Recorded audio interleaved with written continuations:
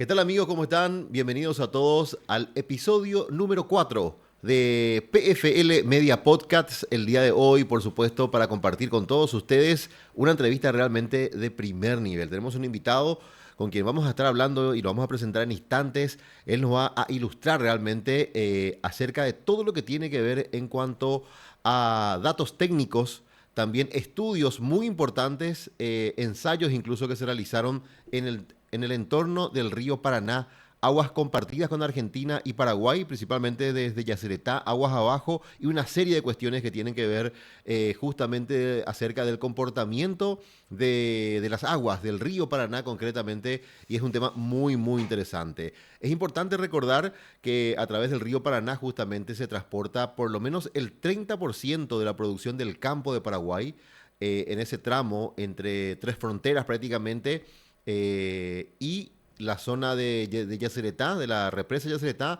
se, se encuentran unos 12 puertos del lado paraguayo y al menos dos puertos principales del lado argentino que operan. Y un gran proyecto, un megaproyecto que está también encaminado en la zona de Ituzaingó, aguas abajo de la represa de Yacyretá. Hablamos del puerto justamente de Ituzaingó, que se desarrolla de muy buena forma, está en plena etapa de construcción, creo que ya en los detalles finales, y va también a aportar mucho valor al sistema logístico de toda esa región de Corrientes, de Misiones, Argentina, que tiene un altísimo nivel de producción en el área de yerba mate y también en el área forestal, pero hoy también se está diversificando con otros productos, hay empresas, hay industrias, el puerto de Corrientes que está haciendo lo propio también, así que acerca de todo esto vamos a estar hablando. En el episodio pasado justamente hablábamos con Ricardo Partal Silva, presidente de la Organización Mundial de Ciudades y Plataformas Logísticas. Hablábamos de la importancia que tiene desarrollar infraestructuras que puedan permitir la conectividad a nivel del continente, mucho más que Paraguay, mucho más que Argentina, Brasil, Bolivia. El corredor oceánico es el mejor ejemplo que existe en ese sentido. Así que las aguas de nuestros ríos también cumplen un rol fundamental en el papel de corredor logístico a nivel regional. Y acerca de esto vamos a estar hablando, les repito, el día de hoy con el ingeniero Luis Marcelo Cardinali. Él es investigador. Apreciado y querido ingeniero, un placer enorme realmente tenerte en esta edición, el episodio número 4 del podcast de PFL Media, y bienvenido a este espacio. Bueno, buenos días. En primer lugar, mi saludo para vos y la audiencia y les agradezco la oportunidad que me dan de exponer estas cuestiones. Bien, quedo atento a las preguntas que me quieras hacer en relación al tema. Bueno, vamos a hablar el día de hoy acerca de las tendencias hidrológicas de largo plazo y su impacto estratégico para la región. Cuando hablamos, por ejemplo, de estas tendencias hidrológicas a largo plazo, ingeniero, y con toda tu experiencia también, en primera instancia justamente me gustaría conocer tu pasado profesional. Entendemos que venís desarrollando actividades muy importantes dentro de lo que es justamente la entidad binacional Yacyretá, y desde ahí es donde se permite empezar a trabajar muy, muy finamente todo lo que ocurre en el lecho del río y por sobre todas las cosas las proyecciones en materia del comportamiento de las aguas. Bueno, eh, te comento, yo en Yacyretá estoy casi hace 40 años. Siempre me he desarrollado, o mi área de desarrollo profesional ha sido alrededor de los temas vinculados con la hidráulica y la hidrología. He pasado por varias gestiones, me ha tocado tener diferentes roles dentro de la entidad. Bueno, y eso me ha permitido de alguna manera un desarrollo profesional en estas áreas y una apertura hacia información que hoy trato de elaborar para poder generar alguna especie de elementos de juicio que sirvan para la toma de decisiones. Eh, la importancia de todo esto está relacionada con que estos temas atraviesan puntos neurálgicos de la economía regional y por eso quizá haya tenido el interés al que vos te referís. Y las necesidades son las de siempre, poder ampliar el conocimiento para una mejor toma de decisiones. Eh, en relación al enfoque general que le estoy dando a las cuestiones, no tenemos que olvidarnos que nosotros estamos siempre inmersos en la actividad diaria, en la resolución de los problemas cotidianos que son los que dominan la agenda, ¿no es cierto? Sí. A veces es bueno hacer una toma de distancia y tratar de ver las cuestiones del mismo área de interés, pero en otros plazos. No siempre es posible porque no siempre hay tiempo, pero lo deseable es tenerlo para poder ver determinadas cuestiones y analizarlas. Y por eso el trabajo que estuve presentando tiene que ver con un estímulo hacia ese enfoque, con una mirada de más largo plazo, filtrando todo lo que son las señales de corto plazo. Ujú. Sí, efectivamente, el pasado 20 de noviembre entendemos que se realizó una presentación muy, muy importante. em, Sos el autor del ensayo abierto Señal no ruido, la tendencia que decide. Esta presentación se realizó el pasado 20 de noviembre en el conversatorio organizado por la Comisión Mixta del Río Paraná, la COMIP, junto al Consejo Profesional de Ingeniería de Misiones. Y efectivamente tuvo un gran impacto acerca de todo esto, principalmente en toda la comunidad técnica que trabaja en torno a lo que son los espacios hídricos, básicamente, el río Paraná, el río Paraguay también, y lo que denominamos la hidrovía Paraguay-Paraná. Te quiero preguntar justamente el impacto que generó y el fuerte interés que generó esta presentación en los sectores logísticos, portuarios, energéticos y también ambientales. ¿Por qué crees que se da este nivel de repercusión, ingeniero? Y un poco por lo que habíamos hablado hace unos minutos nomás, que lo que se ve es una mirada diferente a la habitual y sobre temas que tienen una importancia dentro de la economía regional. Cuando estoy hablando de región, estoy hablando de todos los países que están involucrados alrededor del uso del recurso para diferentes cuestiones. Por eso creo que ha llamado la atención en un enfoque que no es el habitual, porque como te mencioné, generalmente uno está siempre inmerso en la cotidianeidad o en los problemas de corto plazo que son muy importantes, hay que resolverlos, pero a veces hay que tener una mirada diferente para poder abordar estrategias de adaptación y respecto a las cuestiones que en este caso la naturaleza nos puede hacer cambiar, no te digo un día para el otro porque estamos hablando de largo plazo, pero nos tenemos que preparar para esos cambios y actuar en consecuencia. Creo que por eso fue el interés especial que hubo. Exactamente. Ahora, en cuanto a lo que tiene que ver el interés puntual de parte tuya hacia lo que son justamente estos hitos puntuales que tienen que ver con la hidrología, con el estudio del comportamiento de los ríos, porque en el universo de Yacyretá propiamente la actividad, me imagino que se desarrolla a diario, no solamente es una cuestión de estudiar el río, sino que una serie de factores de forma muy amplia, una visión 360 grados absolutamente desde todo punto de vista, porque Yacyretá no solamente genera energía, sino que también gestiona el río Paraná. Puntualmente quiero preguntarte si estas investigaciones, estos estudios que realizaste, hubo algún punto neurálgico, algún hito en particular que te promovió, que te llamó la atención para empezar a adentrarte profundamente en estos temas. Bueno, creo que la cuestión tiene dos partes. Una que es la actividad profesional en general. La actividad profesional te va llevando en su dinámica. Y en estas disciplinas, si no hay curiosidad, un estudio continuo, una solución permanente de problemas concretos, planteos de escenarios, uno se iría apagando si no se planteara las cosas de esa manera. Y la idea siempre es mantener la antorcha encendida, ¿no es así? Y por eso he cultivado ese perfil de estar permanentemente investigando, indagando, tratando de ampliar el conocimiento. Y el segundo, el segundo aspecto, bueno, fue, como lo mencioné en mi charla, algo que me tocó analizar allá por el año 2007, que me, digamos, como se dice ahora, me prendió la lamparita en relación con ciertas y determinadas cuestiones que estaba viendo en el análisis que estaba haciendo.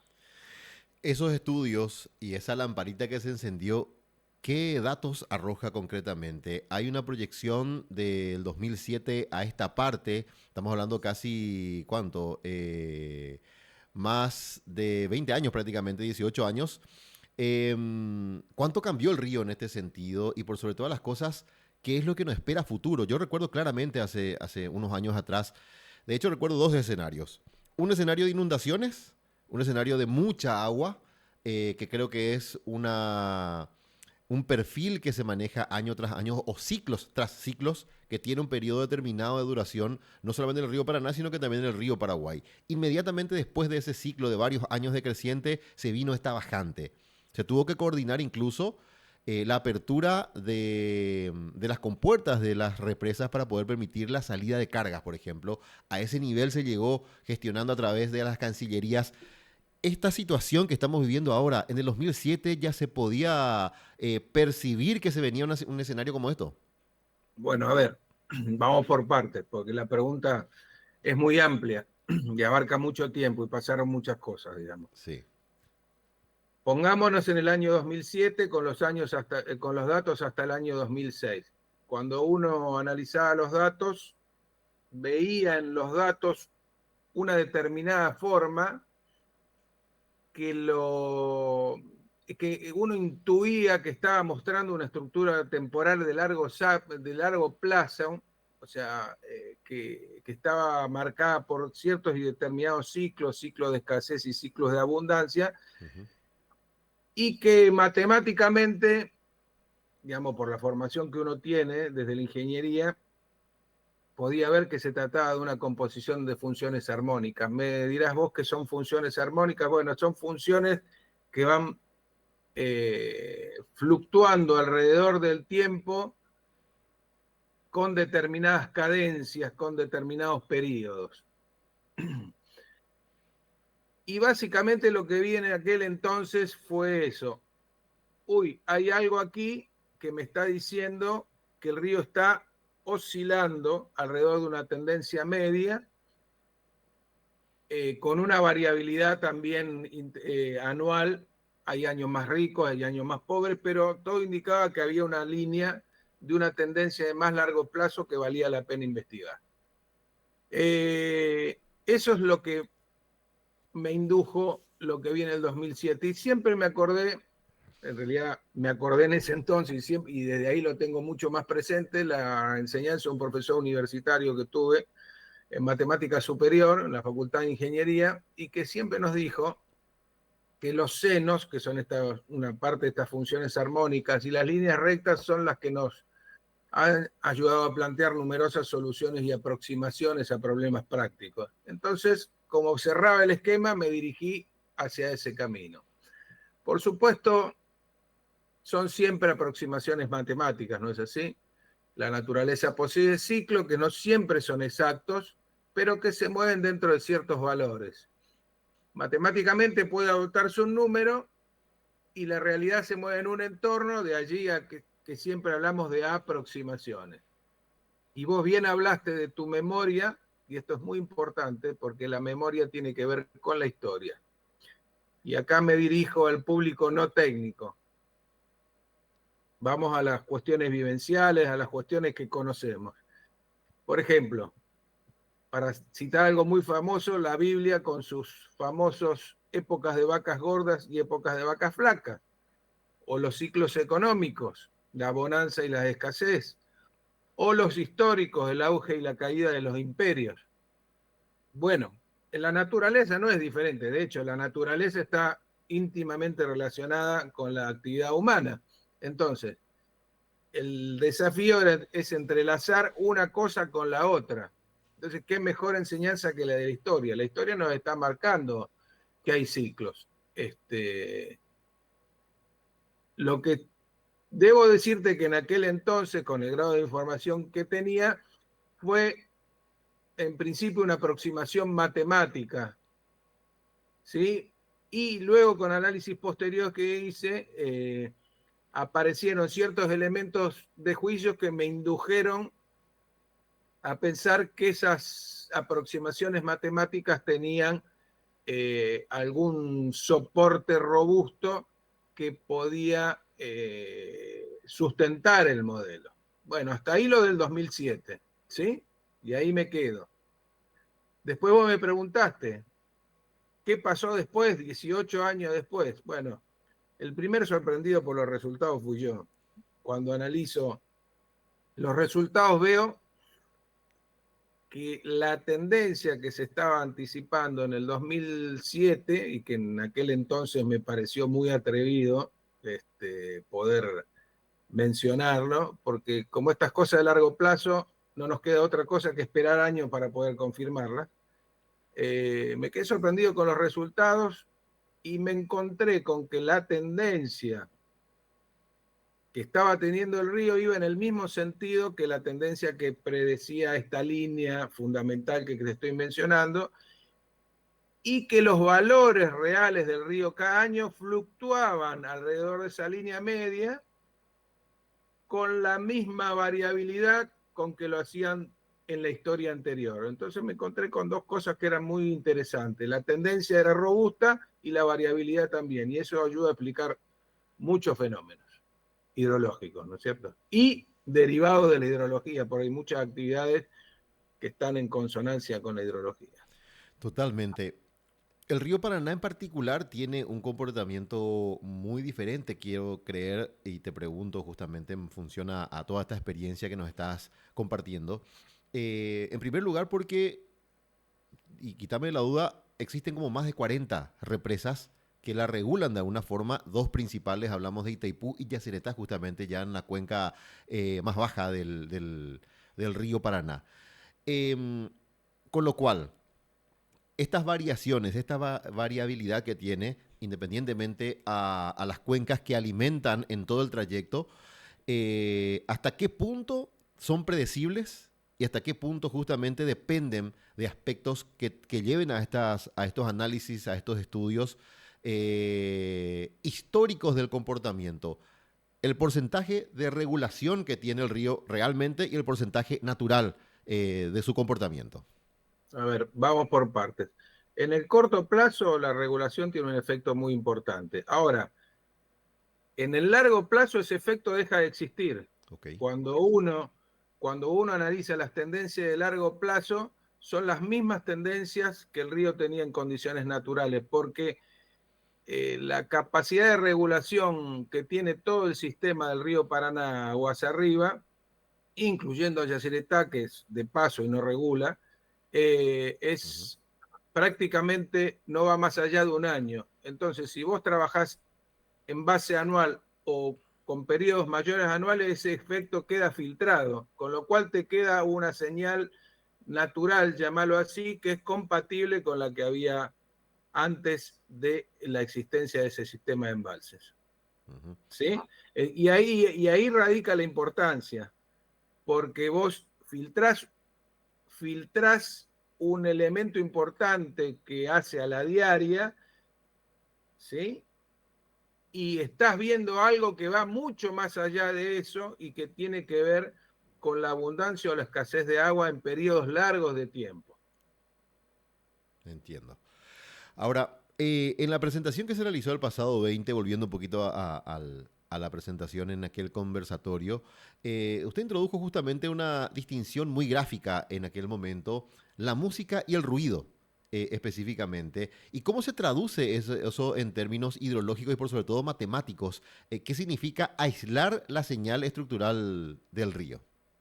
Bueno, justamente, no sé si te acordás que te había mencionado que veía una línea que era como una línea fundamental que iba fluctuando a lo largo del tiempo. Esa es Sí. la música del río. Esa es la que marca las tendencias. Es en términos matemáticos, es una función que va marcando las tendencias de largo plazo. Lo que se llama ruido, lo que yo llamé ruido, es la variabilidad a la que yo te hice mención anteriormente. O sea, cuánto varía el río alrededor de esa función fundamental, llámalo de alguna manera. Hay distintas maneras de abordar el tema. Como yo me estaba concentrando en los aspectos exclusivamente de largo plazo y no me interesaban los de corto plazo, porque Ujú. hay otro montón de herramientas que lo pueden abordar de mejor manera, llegué a un planteo o una función fundamental que la puedo llamar como determinística, y el ruido como una variable aleatoria que la puedo simular con una función de densidad y probabilidad. Bueno, entraríamos en un aspecto demasiado técnico, pero básicamente es eso, una línea fundamental que me marca las tendencias, y el ruido es lo que puede variar el río año a año alrededor de esa línea fundamental, con una determinada probabilidad. Entiendo. Em, cambió mucho, cambió mucho en todo sentido. El mundo cambió, el clima cambió, las tendencias también a nivel global, las señales que se emiten a nivel global. Vemos en el mundo diferentes casos. En Brasil, no hace falta ir muy lejos. En China, inundaciones, en otras partes del mundo había una sequía muy, muy pronunciada. El año pasado o antepasado tuvimos una sequía histórica en nuestros ríos, pero también en nuestro continente, pero también en otro punto que no tiene ninguna vinculación con el río Paraná y el río Paraguay. Hablamos del Amazonas, por ejemplo, que casi se secó por completo. El factor clima, quiero puntualizar esta parte, ¿hasta qué porcentaje justamente permite que estos estudios y estas variaciones y estas señales a largo plazo se vayan cumpliendo o eventualmente se vayan modificando con el paso del tiempo? A ver, hay una definición bastante, que tiene que quedar bastante claro qué nos referimos con clima, ¿no es cierto? Porque hay distintas escalas de trabajo en relación con lo que es el clima. Vos pensás que la historia natural tiene miles de millones de años, y nosotros estamos, en el mejor de los casos, con una ventana temporal de registros de 120 años. Entonces, hablar del clima es muy ambicioso, porque estaríamos hablando de una cosa que nos trasciende absolutamente. Sin embargo, para darle un contexto real a las cuestiones, aún esos 120 años nos están permitiendo ver algunas variaciones que podemos proyectar, o podríamos tratar de proyectar, durante unas pocas décadas más. Este trabajo no pretende ir más allá de eso, porque si no, pretender que con 120 años o un poquito más de registro podamos describir la historia natural sería un acto enorme de soberbia, no tiene ningún sentido. Trata el contexto de las últimas décadas y proyectar ese contexto hacia unas pocas décadas adelante, que para la escala humana es suficiente, porque rige muchos procesos económicos. Imagínate de una generación a la otra, que se tenga que administrar el sistema fluvial en un contexto de escasez. Bueno, las decisiones que hay que tomar, más allá que sean exactas o no, la tendencia es lo que importa, hace que las decisiones que se tengan que tomar son muy diferentes que las que se podrían tomar en un contexto de abundancia. Un poco apunta a eso, no a describir en detalle el sistema natural, sino apunta a las tendencias que estamos viendo y que podrían influir en la toma de decisiones en relación a las actividades vinculadas con el río. Excelente. Em, Aparecen tres bandas temporales muy llamativas en este proceso cuando se presentan los primeros resultados.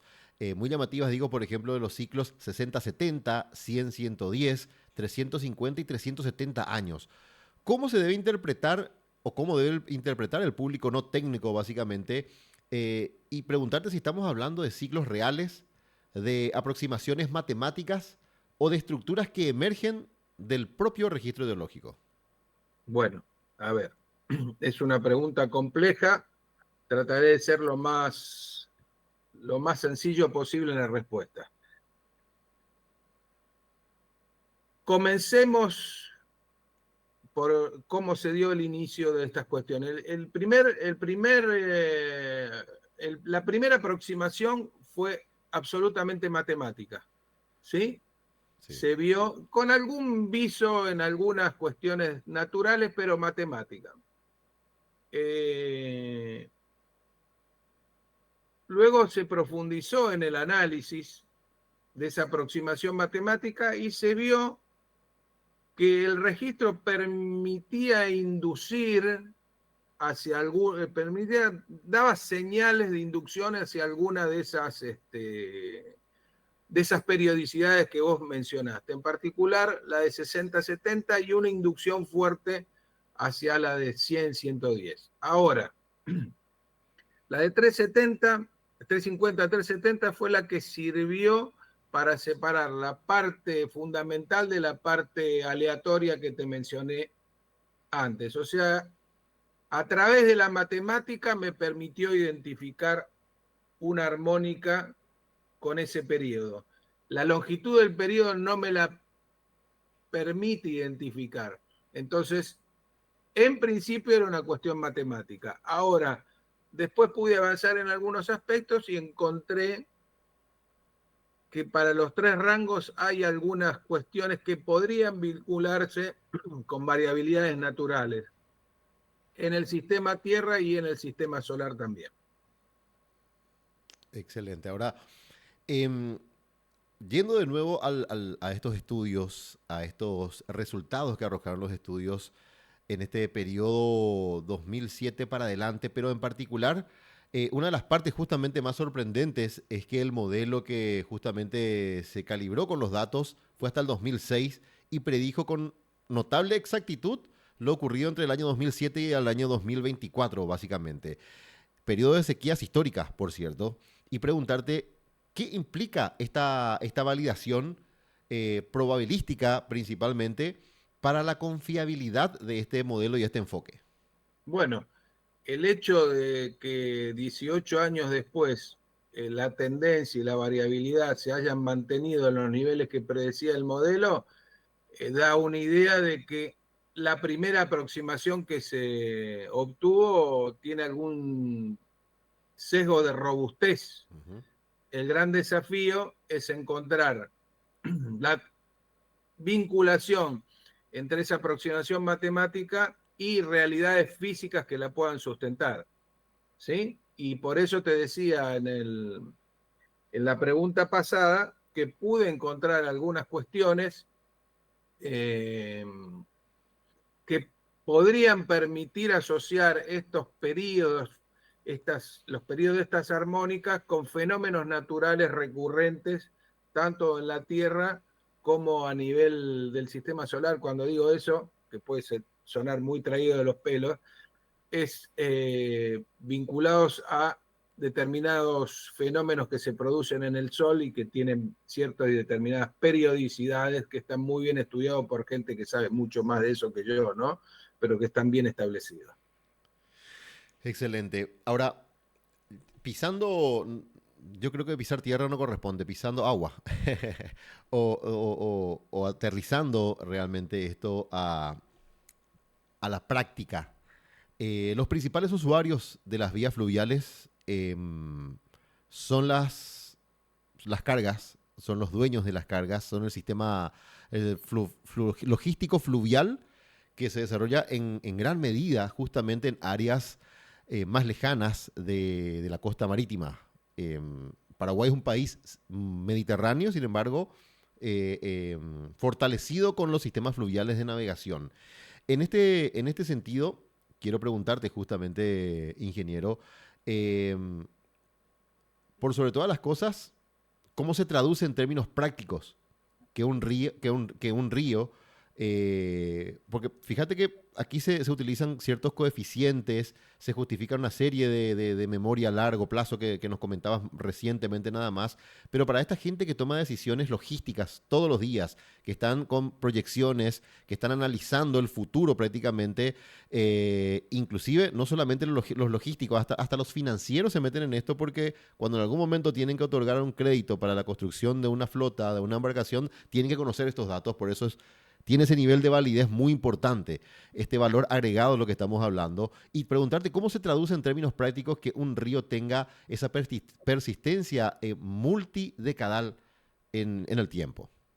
Bueno, haces bien en encauzar la charla hacia aspectos prácticos porque en definitiva todo esto tiene que servir como auxiliar para la toma de decisiones, ¿no es así? Así mismo.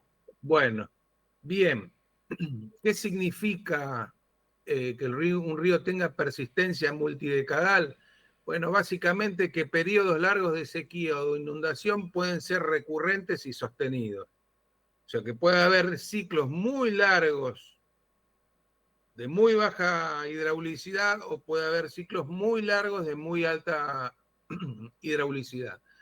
Esto obliga a la gente que se dedica a la logística y al comercio exterior a través de la vía fluvial a planificar rutas y modos de transporte alternativos en caso de que hubiera vicisitudes con la vía fluvial, si es que no se toman medidas anticíclicas. ¿Sí? ¿Qué es lo que quiero decir con medidas anticíclicas? En la época de vacas gordas, prepararse para la época de vacas flacas, básicamente, para traducirlo en un lenguaje que pueda ser entendido por todo el mundo. Eso también abarca el diseño de infraestructura, como vos bien dijiste, que tiene que ver con los créditos y con demás, puertos, muelles, que sean más resistentes a las fluctuaciones extremas que se pueden dar y a las fluctuaciones extremas y prolongadas, porque como te dice la persistencia, puede haber situaciones que se prolongan a lo largo del tiempo. En definitiva, el mejor conocimiento de estos ciclos lo que ayuda es a optimizar toda la logística de carga, sobre todo, como vos decís bien, en un país como el Paraguay, cuyo comercio, no solo su comercio exterior, sino su abastecimiento depende en gran medida de la vía fluvial, ¿no es así? Y, digamos, para bajarlo más a tierra todavía y ponerlo en contexto temporal, quisiera poner un ejemplo. A ver, este esquema de modelación de las tendencias estaría indicando que en unas décadas podríamos estar con niveles hídricos similares a los que existieron en la década de 1940-1950. Bueno, fueron décadas marcadas por gran escasez hídrica. Ahora, imaginemos, vamos a ponerle un entorno temporal, que 100 años después, por eso uno de los ciclos 100-110, se vuelve a repetir un escenario de ese tipo.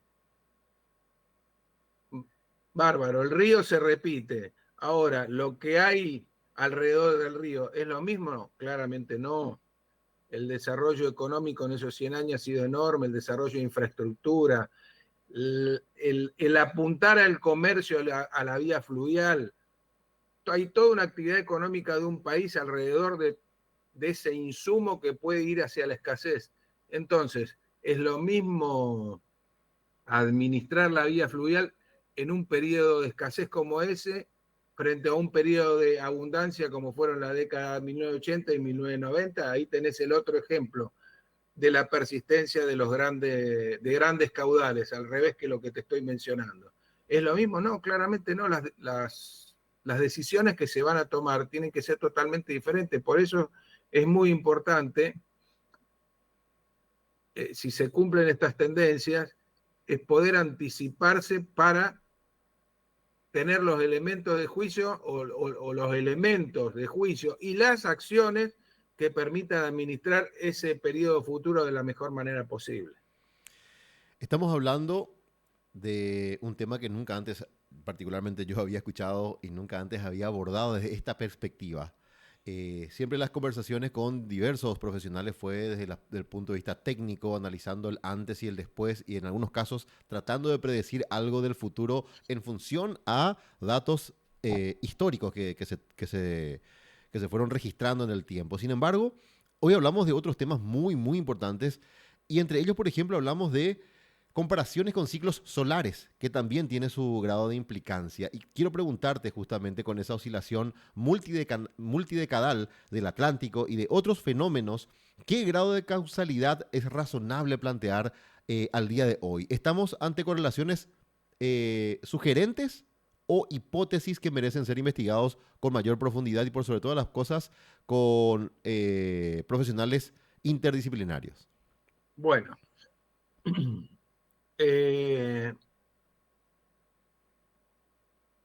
esto tiene que ver con lo que habitualmente, lo que lo dijiste en primera instancia, tiene que ver con lo que habitualmente llaman los futuribles y los futurables, o sea, los futuros posibles y los futuros probables. ¿Sí? Siempre es bueno imaginar o trabajar sobre distintos tipos de escenarios porque a uno le da mayor amplitud y mayor perspectiva para la toma de decisiones. Ahora, yendo a la segunda parte que tiene que ver con lo natural, mira, por el momento uno lo que ve es solamente una coincidencia de sistemas que vibran, por decirlo de alguna manera, en frecuencias que son coherentes, ¿no es cierto? Pero que tienen, digamos, desde la lógica natural, un sustento que podría vincularse hacia un causa-efecto. A ver, el Sol como fuente de energía primaria del planeta Tierra, ¿sí? Uh-huh.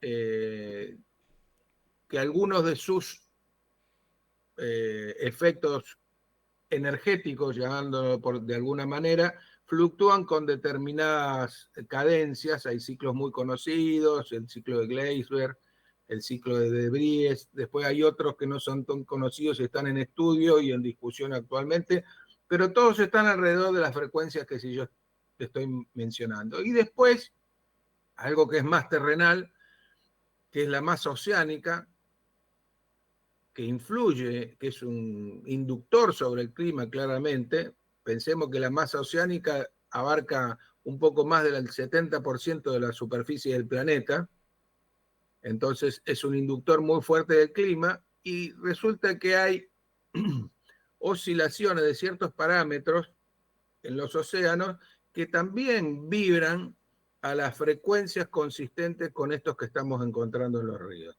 Entonces, por ahora son estructuras que están, llamémoslo, vibrando en patrones coherentes. El encuentro de relaciones causa y efecto es mucho más profundo y necesitaría, bueno, de la intervención desde el punto de vista teórico, a ver, hidrólogos, climatólogos, paleoclimatólogos, astrofísicos, economistas, abogados, ambientalistas, ingenieros, especialistas en logística fluvial, funcionarios políticos, diplomáticos, o sea, una masa crítica muy difícil de juntar y muy difícil de aunar, porque hay tantos aspectos, no solo desde lo físico, sino desde las consecuencias y los elementos de juicio de tipo técnico, legal, diplomático, que habría que encajar, que es un panorama que es ideal, pero muy difícil de que se pueda cumplir. Mientras tanto, creo, y bajando a tierra, como vos bien decís, o al agua, como dijiste luego, creo que el buen juicio, el principio precautorio y las lecciones de la historia, la experiencia, pueden dar un marco razonable para empezar, con las tendencias. Si luego se puede avanzar hacia las causas-efectos, mucho mejor. Pero es muy importante empezar a trabajar sobre las tendencias, porque no es tan importante qué tan preciso soy, o sea, si le erro en un por ciento de la previsión, sino la tendencia que va dando, porque es la que me va a marcar el orden de magnitud de la variable que voy a tener que administrar en el futuro. Entonces, en este sentido, por ahí no hay que complicarse tanto la vida, sino hay que mirar cosas más sencillas, con una mirada más simple, dejando que el famoso ruido no te envuelva y no te deje ver esa perspectiva a largo plazo.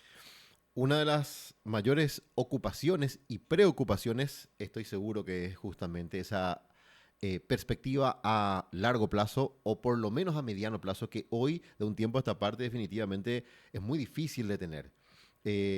Hay varias cuestiones que van cambiando en el entorno global. Definitivamente, vuelvo a repetir el tema climático, si bien tiene una significación muy amplia hablar de clima, como bien decías. Sin embargo, ese cambio climático tiene un efecto a nivel global. Dos cosas quiero preguntarte puntualmente. El futuro. Si miramos hacia el futuro, hacia el año 2040, así como en el 2007 se analizó algo, hoy es una realidad. Aquí para el futuro, ¿Qué es lo que debemos tener en cuenta por sobre todas las cosas y en función a todas estas experiencias también hacia dónde debe apuntar el análisis, el estudio y el enfoque para tener esa determinación? Y por otro lado, preguntarte si en todo este proceso se comparó con situaciones similares a lo que se está viviendo en esta región, en esta parte del mundo, con situaciones que se han vivido eventualmente en otros lugares, en Europa, en Asia o en algún otro lugar, mismo en Estados Unidos. Bueno, a ver, con respecto a la primer parte y con respecto a las predicciones, porque en definitiva o previsiones o pronósticos o escenarios, hay distintas maneras de llamarlo, son parecidos pero no son iguales.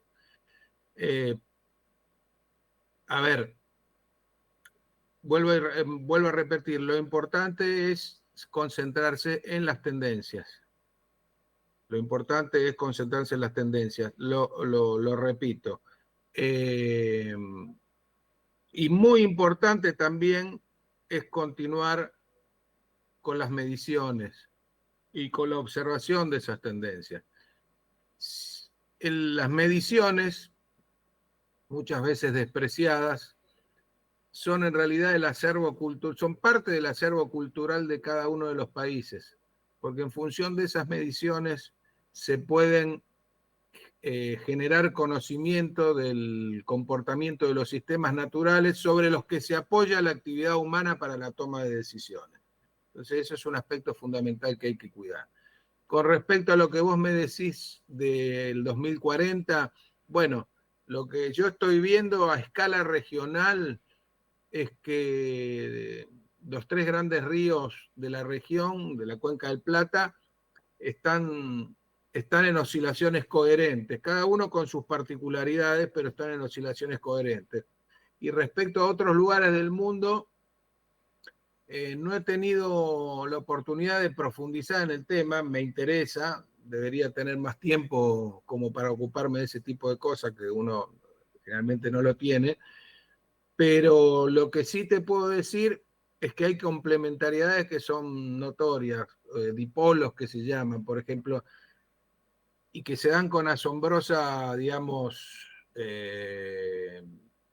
periodicidad.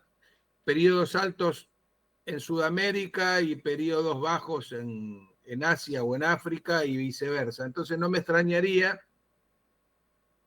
que frente a un análisis de ríos con registros largos comparables con los nuestros, nos encontremos con cuestiones que puedan ser similares en cuanto al esquema que se puede plantear, aunque los resultados sean opuestos, o sea, en una época uno da bajo y el otro da alto y viceversa, ¿no es cierto?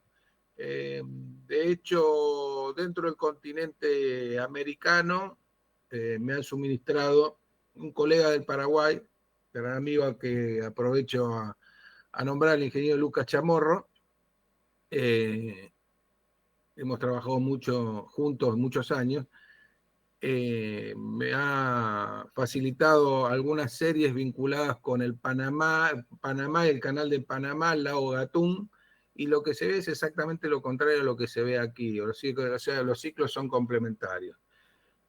A nivel más regional, y esto es muy preliminar, pero ya va tomando forma, los grandes ríos que desagüan en el río Paraguay, antes de su confluencia con el río Paraná a la altura de Corrientes, que vendrían a ser el Pilcomayo y el Bermejo, en su conjunto, podríamos agregar el Tebicuarí también, como gran conjunto, oscilan en contrafase con el Paraná y el Paraguay, o sea, morigeran un poco la señal de Corrientes para abajo, pero como son ríos de menor magnitud, no alcanzan a compensar esas variaciones que le dan los grandes ríos, que son los que ponen la impronta, el Paraguay y el Paraná.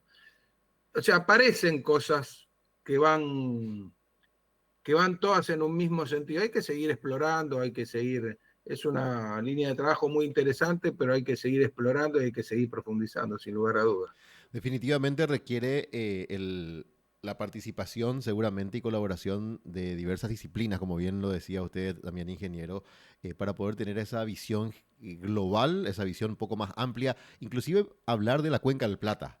analizar toda la cuenca del Plata y su comportamiento, porque ahí bien lo mencionabas justamente al río Bermejo, que tiene una importantísima participación en lo que es el caudal desde la desembocadura del río Paraguay para abajo.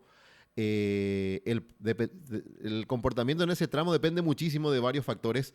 Cuánto está corriendo el Paraguay, cuánto libera de sedimentos el Bermejo, cuánto está de altura y cuánto está alargando el Paraná, para ver un poco cómo toda esa confluencia de cuestiones se dan ahí en esa zona donde se unen los ríos Paraguay y Paraná para abajo. Ahora, si miramos a futuro y con esto un poco ya ir concluyendo el episodio de hoy, agradeciendo enormemente el tiempo también, ingeniero, creo que este es un episodio que va a tener mucha repercusión por el alto valor técnico de lo que estamos hablando. Si miráramos y comparáramos paralelamente con un semáforo, si bien en el río no existe el semáforo, sin embargo sí las luces alertan justamente, los colores de las luces alertan en este sentido, y preguntarte a su juicio, ¿cuáles son los mayores riesgos subestimados en la región el día de hoy? Bueno, a ver, cuando hablamos de riesgos hay distintos tipos de riesgos, siempre depende del área temática en la que te introduzcas a analizar, vas a encontrar distintos tipos de riesgos. A ver, capacidad técnica de análisis hay, y es buena. A nivel regional hay muy buena capacidad de análisis. Interés empresario también hay, y me consta de cuestiones concretas que se están impulsando, y también interés de los estados hay. De hecho, fíjate vos que el conversatorio en el cual me invitaron a participar tiene origen en una institución binacional. Sí. Con lo cual estamos hablando del interés de los estados. El mayor riesgo que yo identifico es que no se alineen todas estas cuestiones para tratar este tipo de temas y avanzar. O sea, que no se encuentre una confluencia de intereses para poder avanzar en estas cuestiones. Otro tema muy, muy importante justamente es, en primer lugar, destacar el trabajo justamente de otras instituciones, como por ejemplo es la Comisión Mixta del Río Paraná, que viene realizando un trabajo mancomunado de forma muy, muy interesante.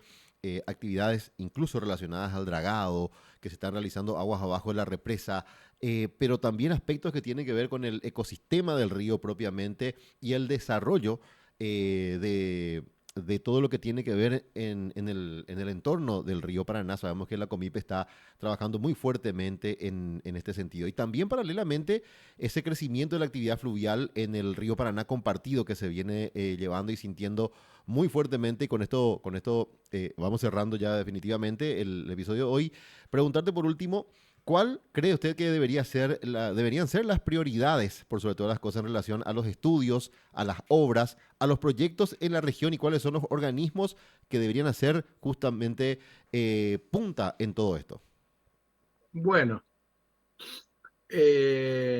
como este podcast está muy orientado hacia la parte fluvial, me voy a referir a eso, a la parte de navegación me voy a referir un poco a eso. Las prioridades, bueno, facilitar todas las acciones que permitan hacer el uso más eficiente posible de la vía navegable, ¿no es así? Y tratar de ser efectivo y no perder el tiempo en discusiones que son inconducentes. Ujú. Ir a la búsqueda de soluciones, asignar responsabilidades, tomar compromisos, no solamente desde los estados, sino también desde el sector privado, creando una especie de sinergia y una cooperación efectiva, porque en definitiva estamos hablando de algo que es de interés de la sociedad toda. Y cuando hablo de la sociedad toda, no estoy hablando solo de la de un país, sino de la de una región que permanentemente está intercambiando bienes y servicios, más allá de las experiencias humanas y demás. Los organismos, que era la segunda parte de lo que vos me mencionás, bueno, en principio, tratar de potenciar el funcionamiento de los existentes, que ya tienen competencia en la materia, ¿no es cierto? ¿Para qué vamos a inventar la pólvora si ya está inventada? Lo importante es dotarlo de las capacidades y recursos suficientes para poder cumplir a cabalidad con los objetivos para los que fueron creados. Y tratar de tomar las decisiones para escoger siempre a los mejores para que ese cumplimiento de objetivos sea posible. y sea efectivo. Yo creo que es posible, es una opinión personal, no tengo ninguna duda de eso. Bueno, ingeniero Luis Marcelo Cardinali, investigador, realmente es un placer enorme compartir contigo en este episodio número 4 del podcast PFL Media. Esta charla y también lo que fue la presentación justamente que se realizó el pasado 20 de noviembre, sabemos que abre una ventana, una puerta a otro aspecto en materia de investigación, en materia de conocer datos técnicos que aporten valor a todo el proceso que se desarrolla no solamente desde el sector de la marina mercante de Argentina, de Paraguay, de Uruguay, incluso Bolivia y Brasil, sino que también a todas las personas y a todos los profesionales que están vinculados de una u otra forma acerca del desarrollo que se lleva adelante en los ríos. Así que un verdadero placer compartir contigo en el episodio de hoy y esperemos que no sea la última, esperemos que tengamos otras oportunidades de seguir hablando y por sobre todo que se vayan generando también otros espacios, ese conversatorio que se vaya replicando y que de aquí a corto plazo podamos tener incluso un foro hidrológico a nivel regional donde puedan concentrar y conjugarse todos los profesionales de quienes estamos hablando. Bueno, muchísimas gracias por la oportunidad. La verdad estoy muy agradecido de que me hayan permitido este espacio. Comparto la inquietud que tenés y el deseo que tenés. Y bueno, estoy siempre a disposición para colaborar en lo que pueda colaborar con todo gusto. Excelente. Así estuvimos entonces en el episodio de hoy con el ingeniero Luis Marcelo Cardinal y él es investigador. Hablamos el día de hoy de tendencias hidrológicas de largo plazo y su impacto estratégico para toda la región. Los invitamos como siempre a que nos sigan en nuestro canal de YouTube Paraguay Fluvial PFL Media y nos pueden dejar los comentarios como siempre también. César Paniagua justamente nos dejaba un comentario del episodio anterior ahí en el YouTube y le enviamos un gran saludo también a él. También a Alejandro Calfayán en el Instagram, que siempre también está interactuando. Agradecemos enormemente a toda la gente que siempre nos sigue y los invitamos a que siempre también compartan, que sigan nuestro canal de YouTube y que nos sigan en los próximos episodios. Muchas gracias por seguirnos, muchas gracias por acompañarnos en este cuarto episodio de PFL Media y hasta la próxima.